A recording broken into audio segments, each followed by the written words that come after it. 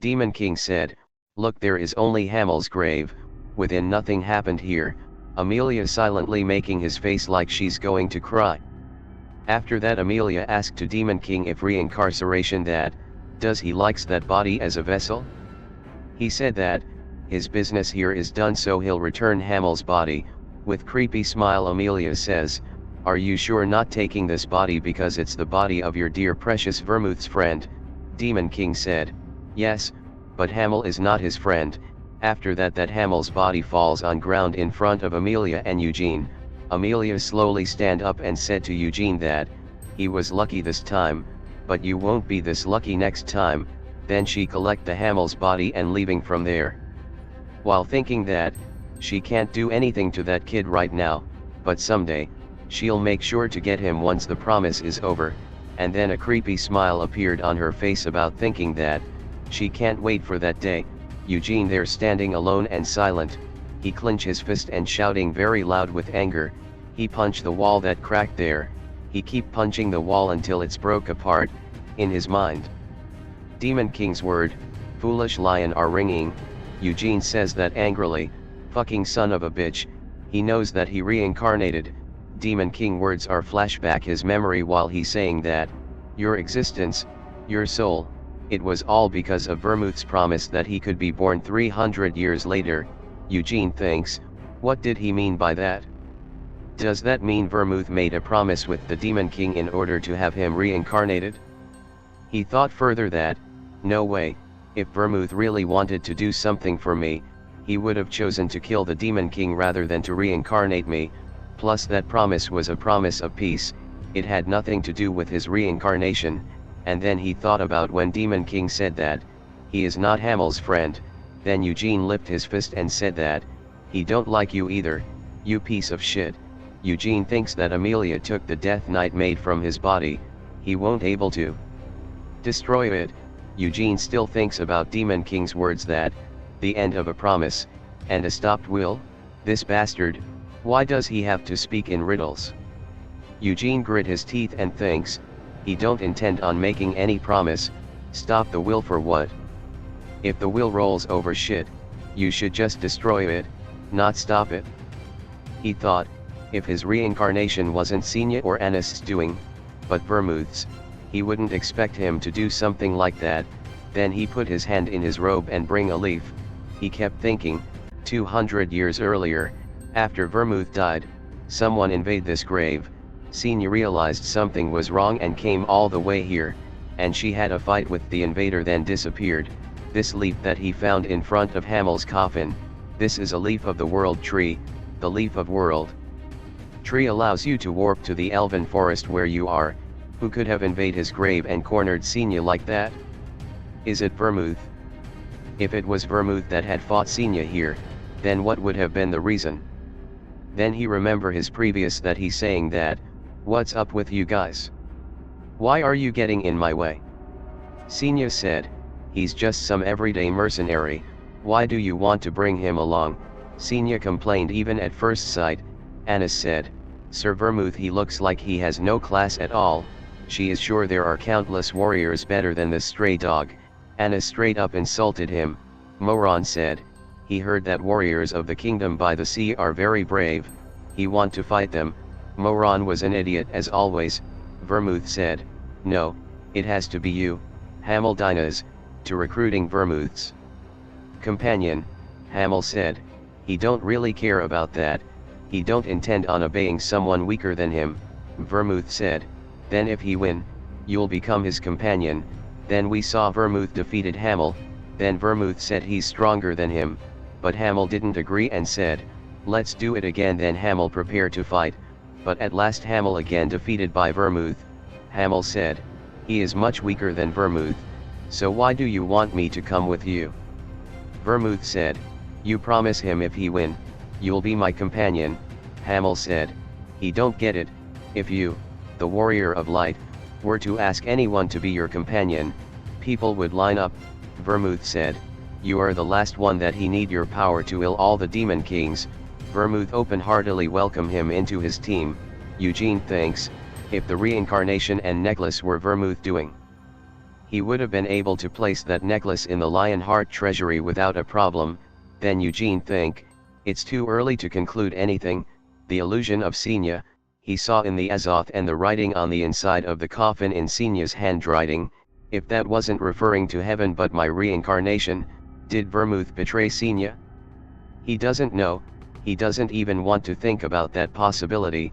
In order to find out the truth, he needs to find Senya. Then we saw Tyree Al-Madani, his face is pale and nervous. Eugene was sitting in front of him while Rahman is standing beside him. Tyree Al-Madani said, "You're aware that you are asking too much, right?" Eugene Lionheart, he further said, he heard about you from his subordinates, but do you really think that he sent his subordinate out for some petty thievery? Eugene said, regardless of what your intention were, it is true that they harmed me. Al-Madani said, it was to protect you. He said, he don't know if you are aware but Nahuma and Keel are not on good terms. Al-Madani thinks, the desert mages who are actively progressing the desertification are hiding at the end of the desert. If this kid were to come across them, the scorpion would have come. Al-Madani said, he protecting you basically. Nahuma bowing down to Keel, he also had to figure out what your intention were. Why were you heading towards the Kajani desert, where no one lives? Eugene said, he didn't come here to be interrogated.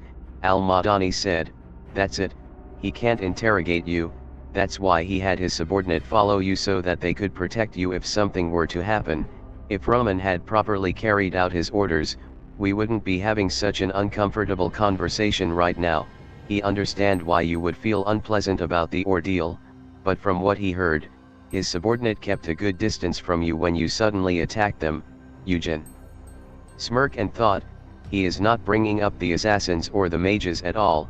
Kajetan's Amir doesn't know that Hamel's grave and Amelia are in the Kajani desert. There's no need to tell him that, he'll just evolve this and back off. Eugene said, if you are right, then he guess he misunderstood, but he don't know how to explain the situation to his family. Al-Madani said, he's not sure what you are trying to say.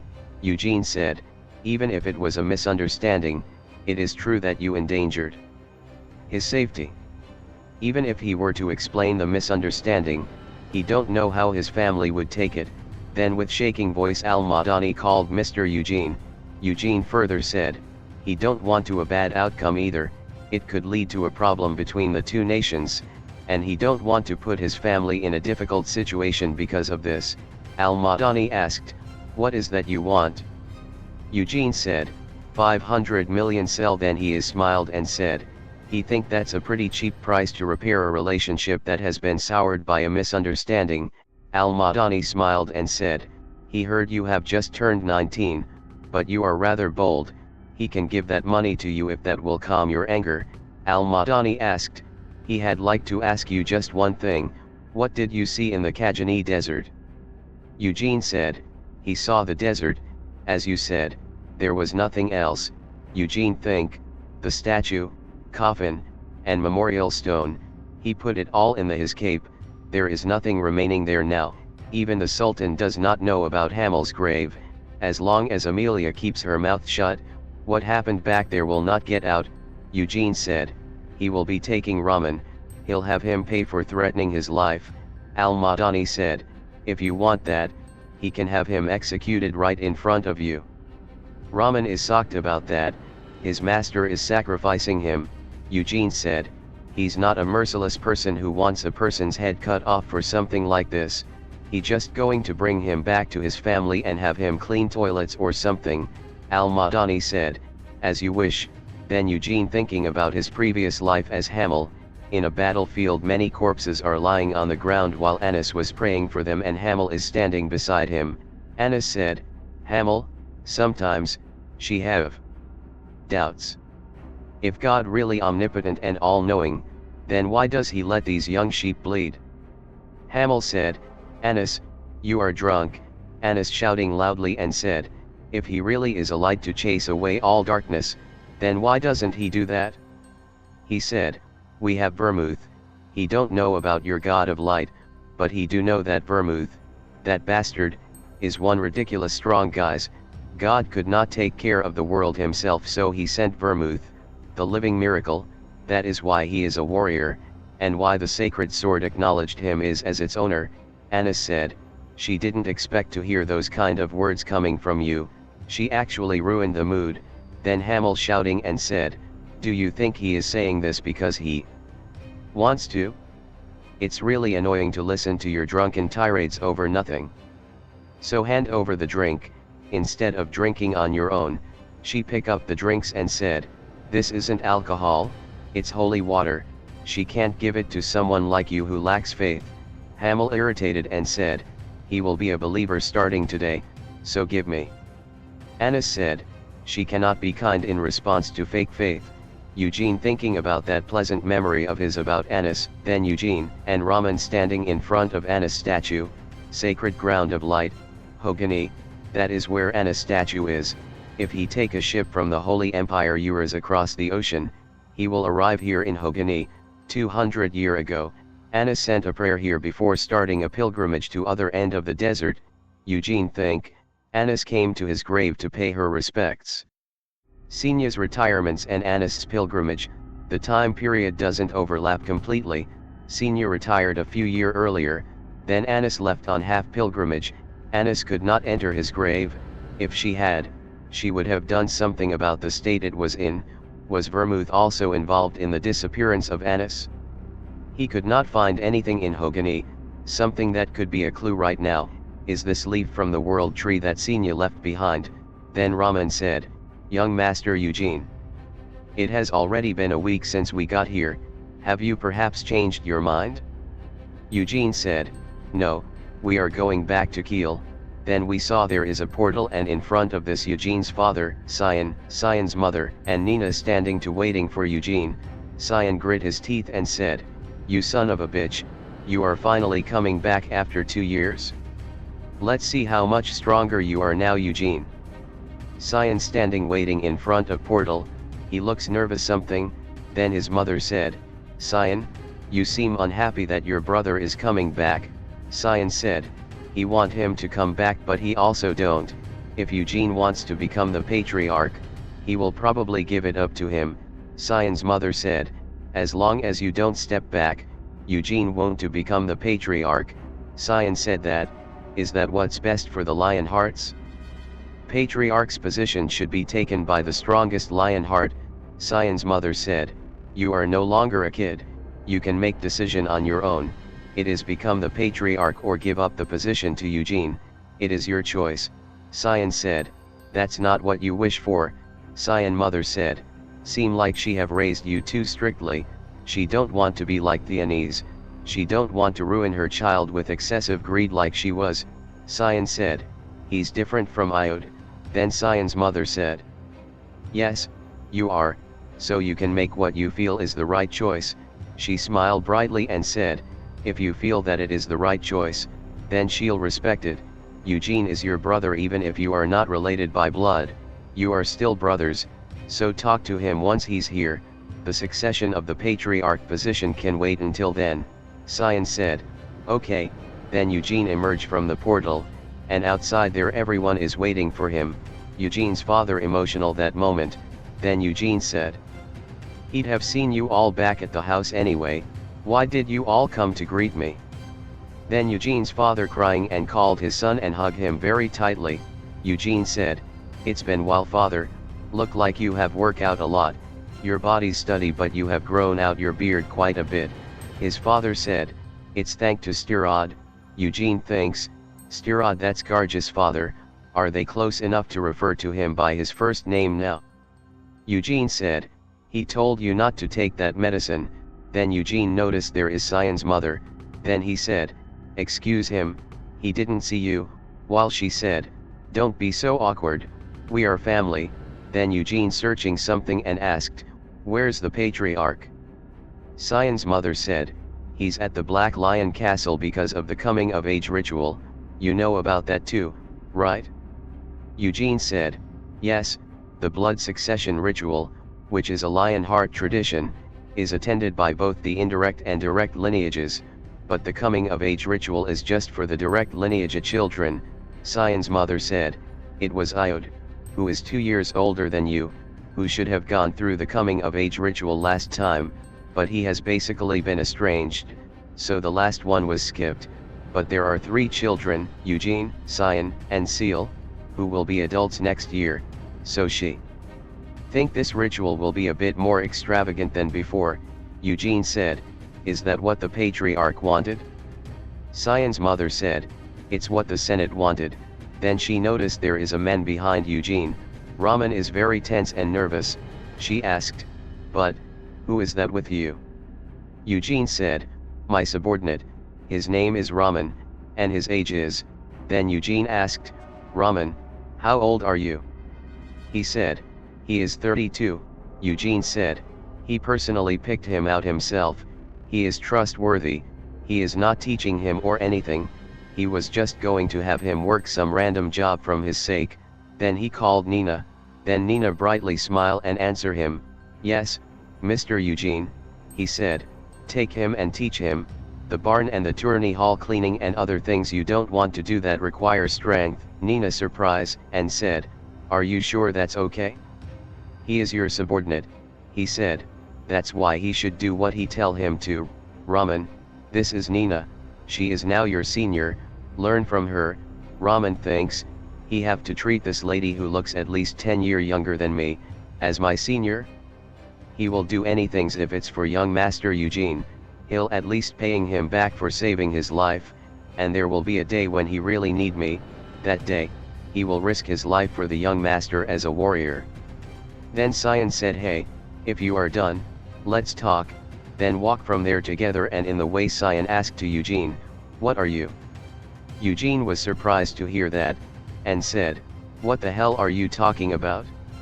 Cyan said, "Are you really 19? Eugene said, "Do you want the truth? We are not the same age, he's actually reincarnation." Cyan irritated, and said, "Cut the bullshit." Eugene chuckled and thinks, he won't even believe me, so why is he asking? Then Eugene asks, "Why? Are you shocked at that, how strong your brother really is? He's emitting white mana." Cyan was shocked to see that, he clenched his fist and said, "It has been 2 years for both of us, but somehow, it like you live 20 years instead of 2, he thought he tried really hard too while you are learning magic, he trained the sword like crazy, he trained his white flame method too and reached 3-star, but meanwhile, Eugene is 4-star now."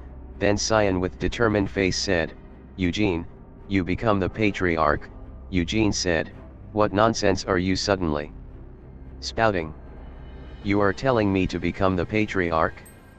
Cyan shouting and angrily said, "Now that he have seen you in person, he can't stand it anymore. How can he become the patriarch when you are so much more talented than me?" Eugene said, "Why can't you? If you want to do it, then do it." Cyan shouted, "He said he can't stand it?" Eugene smiled and said, "If you really want to make me the patriarch, then duel me, if you win, he'll do what you are asking of him."